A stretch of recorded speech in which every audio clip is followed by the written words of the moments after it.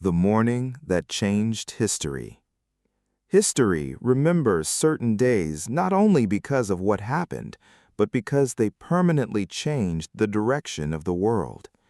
September 11th, 2001 is one of those days. On that Tuesday morning, coordinated terrorist attacks struck the United States, resulting in the loss of nearly 3,000 lives and leaving a lasting impact on global history. The morning began like any other. New York City's sky was bright and clear.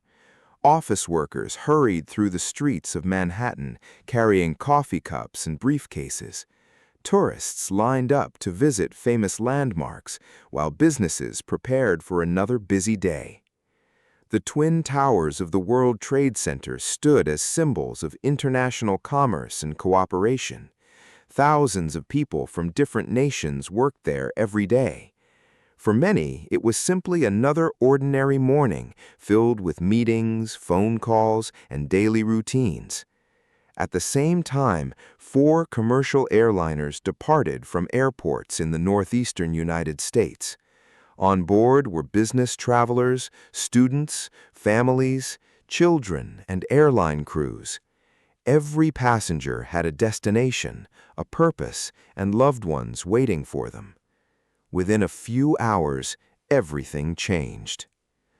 The attacks shocked not only the United States, but the entire world. Governments, news organizations, and ordinary citizens watched events unfold live on television.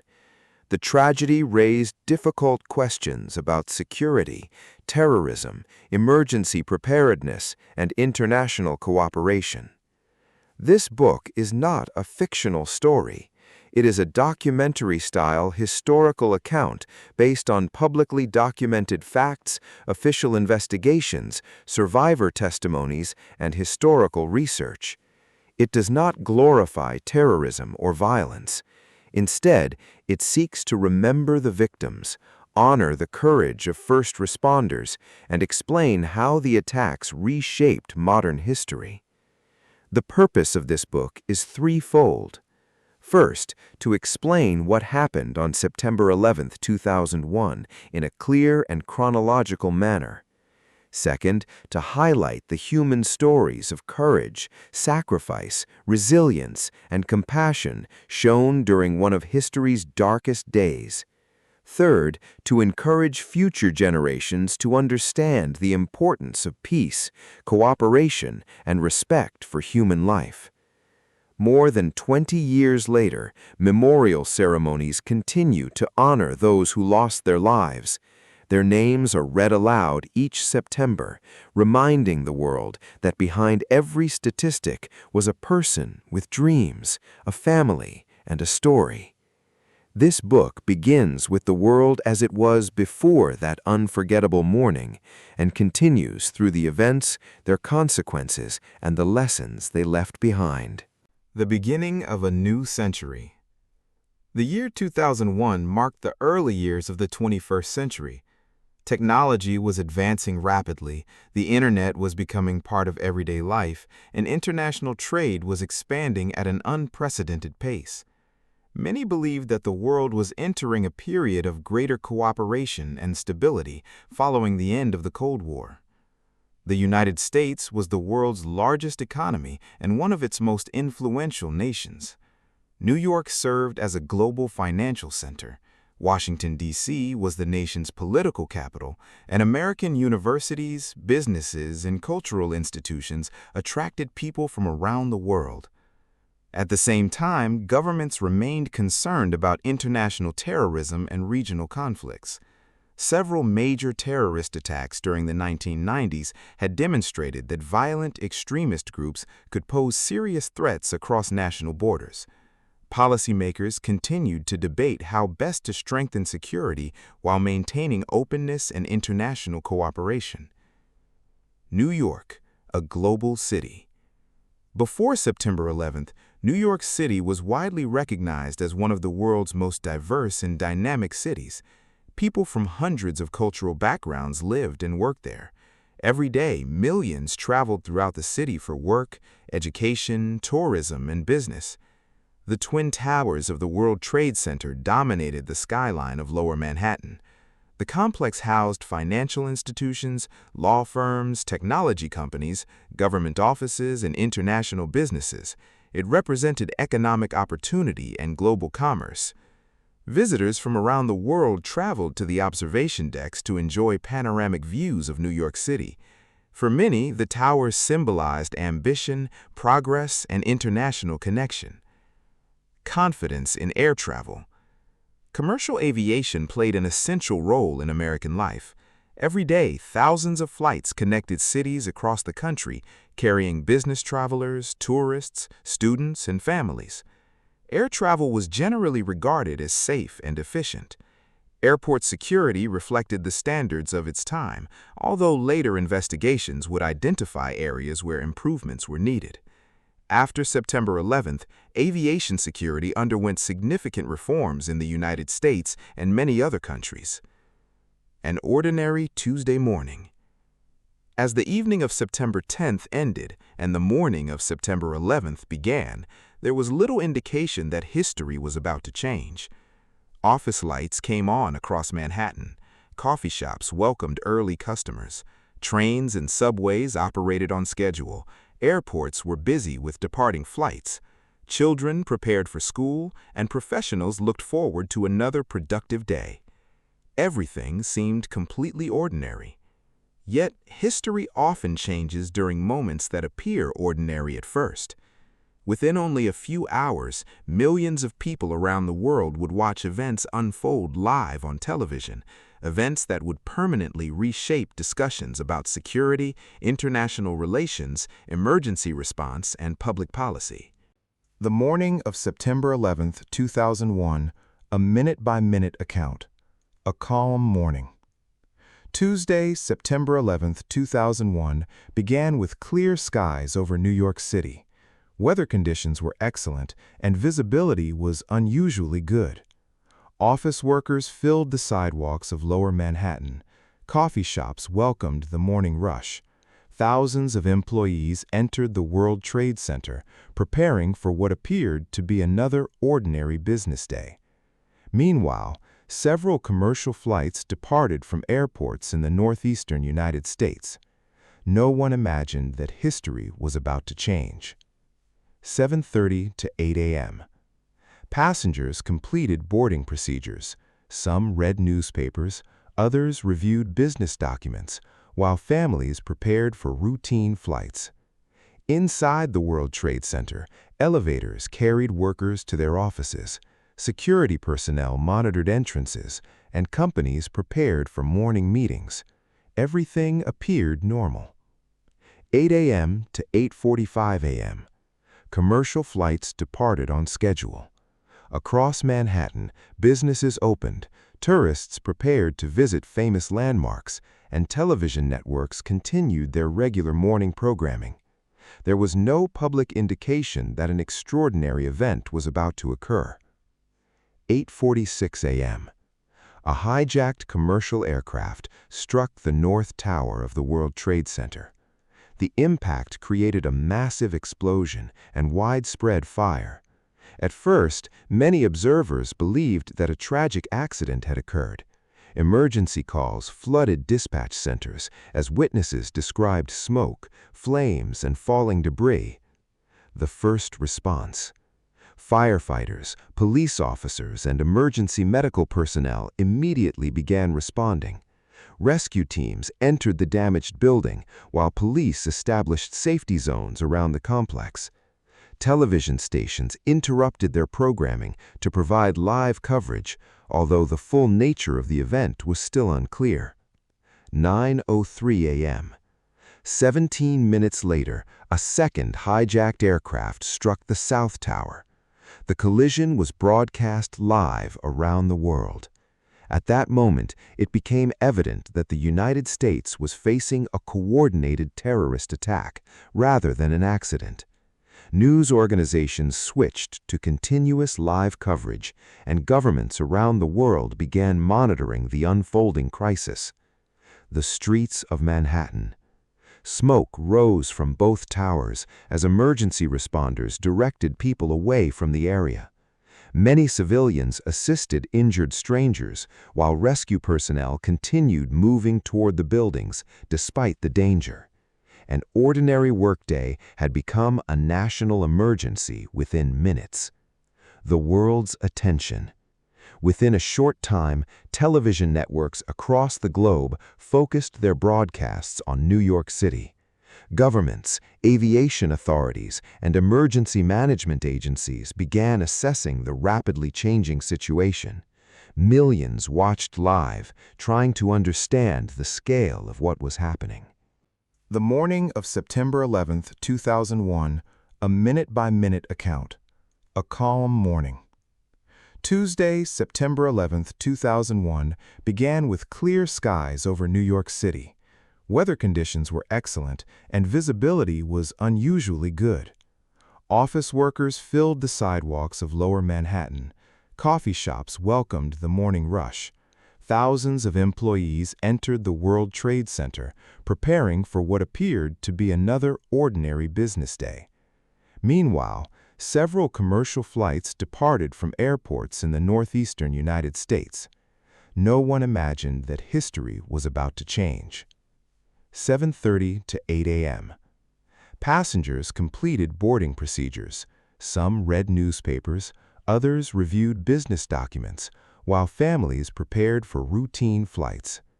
Inside the World Trade Center, elevators carried workers to their offices. Security personnel monitored entrances, and companies prepared for morning meetings. Everything appeared normal. 8 a.m. to 8:45 a.m. Commercial flights departed on schedule. Across Manhattan, businesses opened, tourists prepared to visit famous landmarks, and television networks continued their regular morning programming. There was no public indication that an extraordinary event was about to occur. 8:46 a.m. A hijacked commercial aircraft struck the North Tower of the World Trade Center. The impact created a massive explosion and widespread fire. At first, many observers believed that a tragic accident had occurred. Emergency calls flooded dispatch centers as witnesses described smoke, flames, and falling debris. The first response. Firefighters, police officers, and emergency medical personnel immediately began responding. Rescue teams entered the damaged building, while police established safety zones around the complex. Television stations interrupted their programming to provide live coverage, although the full nature of the event was still unclear. 9:03 a.m. 17 minutes later, a second hijacked aircraft struck the South Tower. The collision was broadcast live around the world.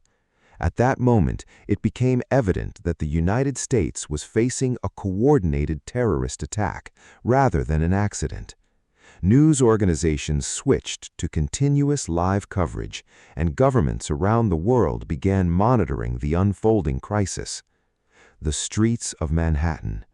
Smoke rose from both towers as emergency responders directed people away from the area.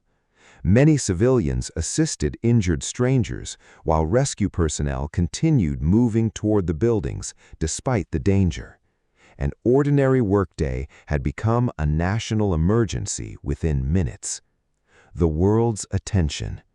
Within a short time, television networks across the globe focused their broadcasts on New York City. Governments, aviation authorities, and emergency management agencies began assessing the rapidly changing situation. Millions watched live, trying to understand the scale of what was happening. The Pentagon attack. At 9:37 a.m., another hijacked commercial aircraft struck the Pentagon, the headquarters of the U.S. Department of Defense. The impact caused severe structural damage and a large fire. Military personnel, firefighters, police officers, and emergency responders immediately began rescue operations. Many employees safely evacuated the building, while others returned to help colleagues who remained inside. Their courage became one of the day's enduring stories. Grounding U.S. air traffic. As the attacks unfolded, aviation authorities made an unprecedented decision. Commercial aircraft across the United States were instructed to land at the nearest suitable airport as quickly as possible. At the same time, no additional commercial flights were permitted to depart.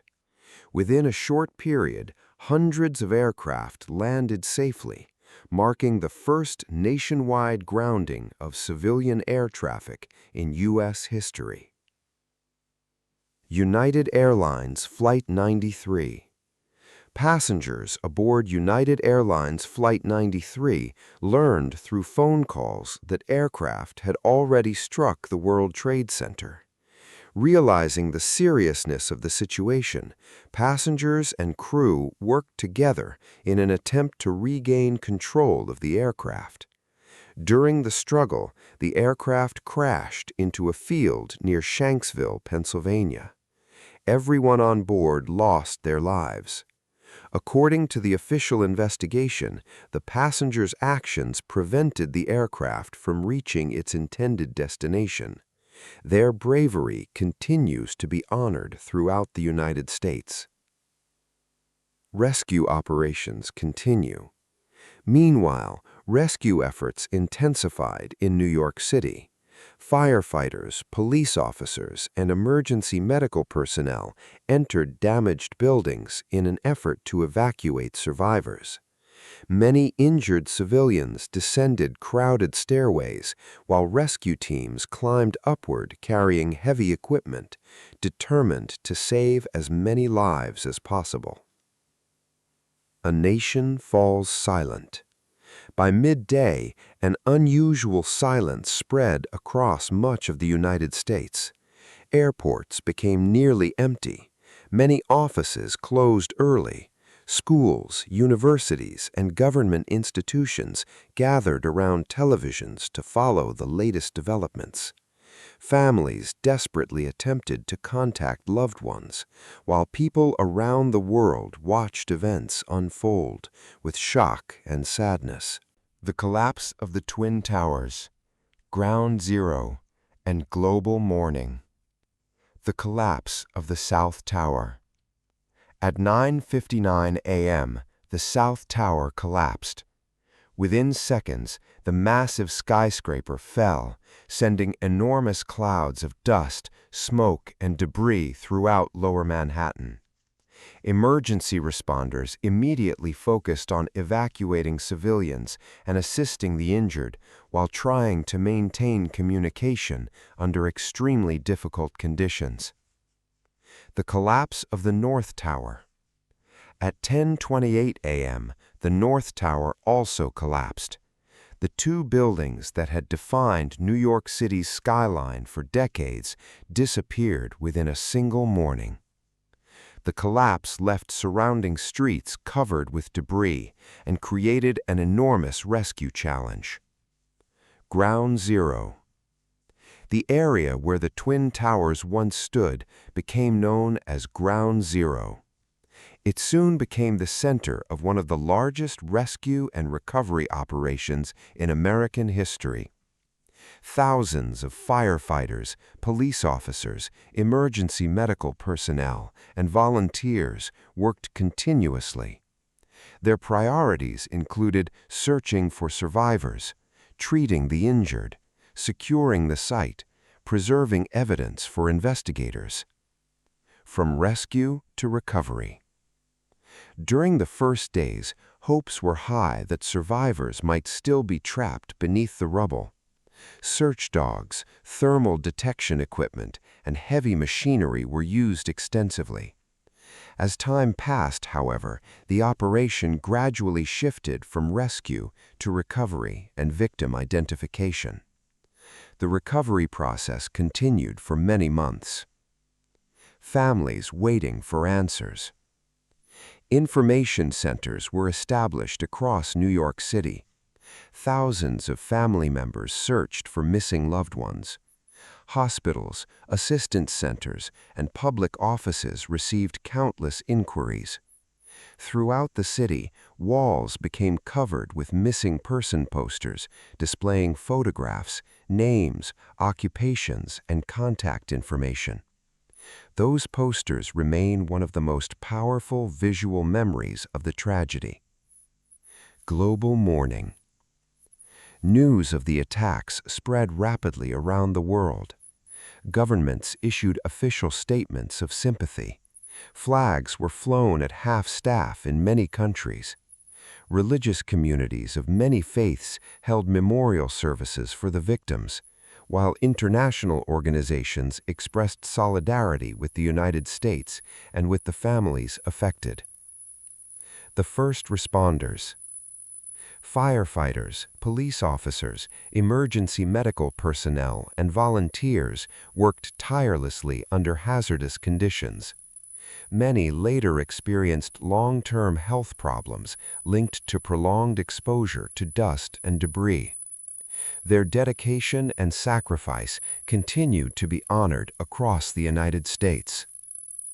A nation in grief. The attacks brought profound sadness to communities across the country. Memorial services, candlelit vigils, and moments of silence were held nationwide. Newspapers and television programs began telling the personal stories behind the victims, reminding the public that every number represented an individual life, a family, and a future that had been interrupted. The investigation, the 9/11 Commission, and a changing world, questions after the tragedy.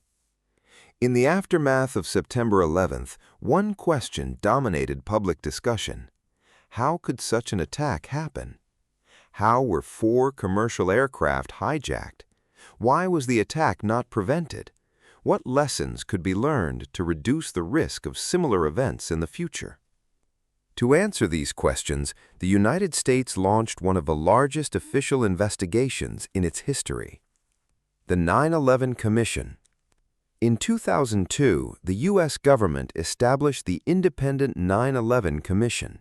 Its mission included examining the events leading to the attacks, reviewing the performance of government agencies, identifying weaknesses in information sharing, and recommending improvements for future national security. Commission members spent months reviewing thousands of documents, interviews, and official records. Scope of the investigation. Investigators analyzed information from many different sources, including aviation records, emergency communications, testimony from public officials, eyewitness accounts, technical analyses, and security documentation. The result was a comprehensive report describing the events and recommending future reforms. Key findings. The Commission identified several major themes. Information sharing between agencies needed improvement. Aviation security procedures required significant modernization. Emergency response planning and coordination needed to be strengthened for future national crises. Changes in aviation security. Following the attacks, airport security changed dramatically. Passenger and baggage screening became more advanced. Security personnel received additional training. New procedures and technologies were introduced across the aviation industry. Many countries later adopted similar improvements. Emergency management. The attacks also transformed emergency management planning. Fire departments, police agencies, emergency medical services, and government organizations improved communication systems and joint training. Large-scale disaster exercises became more common to strengthen preparedness. International cooperation. After 9/11, governments expanded international cooperation on counterterrorism and aviation security. Information sharing increased, and many countries introduced new security standards for airports, border protection, and international travel. Lessons learned. The attacks demonstrated that effective emergency response depends on more than physical security alone. Preparedness, coordination, communication, and public cooperation are all essential during major crises. The courage displayed by emergency responders and ordinary citizens remains one of the most enduring lessons of 9/11. Education and research. Today, universities, museums, and research institutions continue to study the attacks from historical, political, security, and emergency management perspectives. The goal is not only to remember the victims, but also to help future generations understand the importance of preparedness, international cooperation, and the protection of human life. Memorials, legacy, and the lessons of history, from tragedy to remembrance. After the attacks, New York City began not only the process of rebuilding, but also the work of preserving memory. Families of the victims, historians, architects, first responders, and community members contributed ideas for a memorial that would honor every life lost while educating future generations. The National September 11th Memorial. The National September 11th Memorial now occupies the site where the Twin Towers once stood. Two large reflecting pools mark the footprints of the North and South Towers. The names of the victims are engraved on bronze panels surrounding the pools. Family members often visit to leave flowers, and on each victim's birthday, volunteers place a white rose beside that person's name. The 9/11 Museum. Beneath the memorial is the 9/11 Museum. Its exhibits include artifacts recovered from the site, structural steel from the towers, historical photographs, audio and video recordings, eyewitness testimonies, personal belongings recovered after the attacks. The museum presents the historical events while emphasizing the human experiences behind them. Annual commemorations. Every September 11th, memorial ceremonies are held in New York. The names of the victims are read aloud. Moments of silence mark the times when the aircraft struck the towers and when the buildings collapsed. At night, the Tribute and Light installation projects two beams of light into the sky, symbolizing the Twin Towers and honoring those who lost their lives. The legacy of the first responders. Firefighters, police officers, emergency medical personnel, and volunteers remain symbols of courage and public service. Many experienced long-term health effects after working for extended periods at Ground Zero. Their experiences contributed to improvements in emergency response planning and responder health protections. Voices of survivors. Many survivors have chosen to share their experiences through books, interviews, documentaries, and educational programs.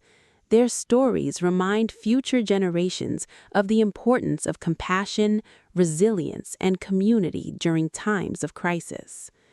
Lessons for the world. September 11th reshaped conversations about international cooperation, emergency preparedness, public safety, disaster response, and the value of protecting human life. These lessons continue to influence governments, researchers, and emergency organizations around the world.